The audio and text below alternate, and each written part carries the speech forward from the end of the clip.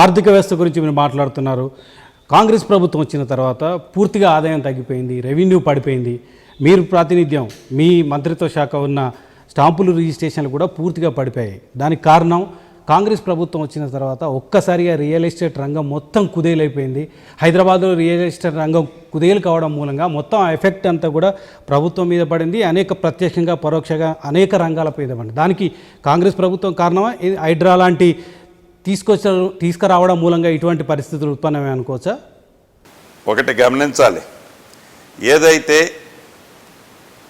ప్రధాన ప్రతిపక్షమని చెప్పుకుంటున్న వారు కాకిగోలందో, ఎవరైతే ఉద్దేశపూర్వకంగా ఈ ప్రభుత్వం మీద గుడ్డగాల్చి మీదేస్తున్నారో అది నిజం కాదు. As a stamps and registration మంత్రిగా నేను చెబుతున్నాను, గడిచిన 6 నెలలలో లాస్ట్ ఇయర్ ఇదే 6 నెలలలో ఏ రకమైన ఇన్కమ్ వచ్చిందో ఇప్పుడు 6 నెలలతో కంపేర్ చేస్తే నియర్లీ 5.6% ఇంక్రీజ్ అయింది తప్ప డిక్రీజ్ కాలేదు.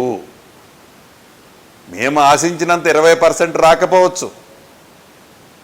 ఇది ఒక హైదరాబాదులో కాదు, గ్లోబల్ వైజ్గా త్రూఅవుట్ కంట్రీ, త్రూఅవుట్ వరల్డ్ ఈనాడు రియల్ ఎస్టేట్ డౌన్ఫాల్ ఉన్నమాట నిజం. ఎంత రియల్ ఎస్టేట్ డౌన్ఫాల్ ఉన్నా హైదరాబాద్ క్యాపిటల్లో, హైదరాబాదు తెలంగాణ రాష్ట్రంలో రిజిస్ట్రేషన్స్ ఇంక్రీజ్ ఉంది తప్ప డిక్రీజ్ అయిందన్నది అవాస్తవం. కానీ హైడ్రా తీసుకురావడం మూలంగా అది రకరకాల అభిప్రాయాలు వస్తున్నాయి. మీరు వెనక్కి తగ్గారు. ప్రధానంగా ఇందాక తమరు అడిగారు, మళ్ళీ మీకు చెప్తున్నాను, రాష్ట్ర ప్రజలకు కూడా చెప్తున్నాను.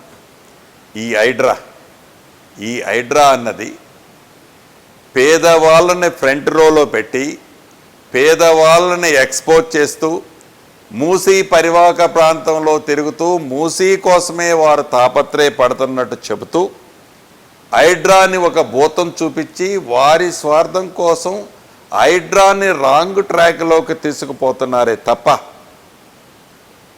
పేదవాళ్ళ మీద ప్రేమతోనో, పేదవాళ్ళకి మంచి చేద్దామనో, పేదవాళ్ళు మూసీలో ఉండే మురికి కుంపట్లో ఉండే వాళ్ళ జీవితాలను బాగు చేయాలనే సదుద్దేశంతో వాళ్ళు చేసేవాళ్ళు అయితే, వాళ్ళకి ఆలోచన ఉంటే 10 సంవత్సరాలు పరిపాలించినప్పుడు వాళ్ళకి రాని ఆలోచన ఇలా కొత్తతనంతో రావటం చాలా ఆశ్చర్యం అనిపిస్తుంది అధికార పార్టీకి. ఏది ఏమైనా హైదరాబాదు ప్రాంతంలో కానీ హైదరాబాదు జిహెచ్ఎంసీ పరిధిలో ఉండే బిల్డర్స్లో ఉండే మనసులో ఉండే అపోహలు ఏవైతే ఉన్నాయో వాటన్నిటికీ గౌరవ ముఖ్యమంత్రి గారు అనేక వేదికల మీద చెప్పారు. రెవెన్యూ మంత్రిగా, డిజాస్టర్ మేనేజ్ మంత్రిగా నేను కూడా చాలా స్పష్టంగా చెప్తున్నాను. రియల్ ఎస్టేట్లో కానీ ఆస్తులున్న హైదరాబాదులో నివసించే ప్రజలకు కానీ చాలా స్పష్టంగా చెప్తున్నాం. హైడ్రా అనే భూతము చూసి మీరెవరూ భయపడాల్సిన అవసరం లేదు. ఏవైతే పర్మిషన్స్ గతంలో ఆ ప్రభుత్వం ఏ ప్రభుత్వం ఇచ్చినా ఆ ఇచ్చిన పర్మిషన్ నిజమైన పర్మిషన్ అయి ఉంటే అటువంటి దానికి ఈ ప్రభుత్వం ఎక్కడా ఎవరిని ఇబ్బంది పెట్టే ప్రసక్తి ఉండదు అని ముఖ్యమంత్రి గారు చెప్పారు, డిప్యూటీ సీఎం గారు చెప్పారు, నేను చెప్తున్నా. ఓకే.